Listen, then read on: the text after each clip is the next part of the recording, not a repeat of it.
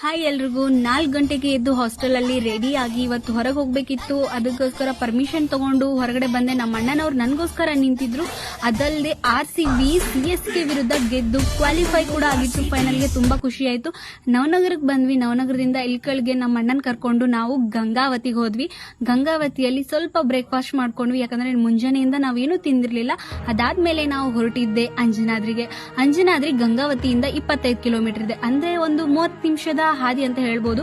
ಅಂಜನಾದ್ರಿ ನಮ್ದೊಂದು ಕನ್ಸಿನ್ ಟ್ರಿಪ್ ಅಂತ ಇರ್ಬೋದು. ಪ್ರತಿ ಸಲ ನಾವು ಏನಾದ್ರೂ ವರ್ಕ್ ಮಾಡುವಾಗ ಹೋಗ್ಬೇಕು ಅಂತಿದ್ ಪ್ಲಾನ್ ಇವತ್ತಾಯ್ತು. ಅದೇನ್ ಶುಭ ಶಕುನೋ ಗೊತ್ತಿಲ್ಲ, ನಾವು ಹೋದ್ ದಿನಾನೇ ಮಳೆ ಆಗ್ಬಿಡ್ತು ದರ್ಶನ ತಗೊಳ್ಳೋ ಟೈಮ್ನಲ್ಲಿ. ಅಂಜನಾದ್ರಿ ಕೊಪ್ಪಳ ಜಿಲ್ಲೆಯ ಗಂಗಾವತಿ ತಾಲೂಕಿನ ಚಿಕ್ಕರಾಂಪುರದಲ್ಲಿ ಬರುತ್ತೆ. ಇಲ್ಲಿ 575 ಮೆಟ್ಲುಗಳನ್ನ ಹತ್ಕೊಂಡು ಈ ಬೆಟ್ಟ ಹತ್ತಿ ಆಂಜನೇಯನ ದರ್ಶನ ತಗೊಳ್ಳೋದಿರುತ್ತೆ. ಆಂಜನೇಯ ಅಂದ ತಕ್ಷಣನೇ ಅದರಲ್ಲಿ ಧೈರ್ಯ ಇದೆ. ಆಂಜನೇಯ ಅಂದ ತಕ್ಷಣ ಶ್ರೀರಾಮನ ನೆನಪು ಕೂಡ ಆಗುತ್ತೆ. ಅಲ್ಲದೆ ಇಲ್ಲಿನ ವಾತಾವರಣದಲ್ಲಿ ಗುಡ್ಡ ಬೆಟ್ಟಗಳಿಂದನೇ ತುಂಬಿರುತ್ತೆ. ಈ ಗುಡ್ಡ ಒಂದ್ ರೀತಿ ಆಕಾಶಕ್ಕೆ ಒಂದೇ ಗೇನು ಅನ್ನೋ ರೀತಿ ಅನಿಸ್ತಾ ಇರುತ್ತೆ. ಮೈ ರೋಮಾಂಚನ ಆಗ್ತಾ ಇರುತ್ತೆ. ಗುಡಿ ತುಂಬಾ ಚಿಕ್ಕದಿದ್ರು.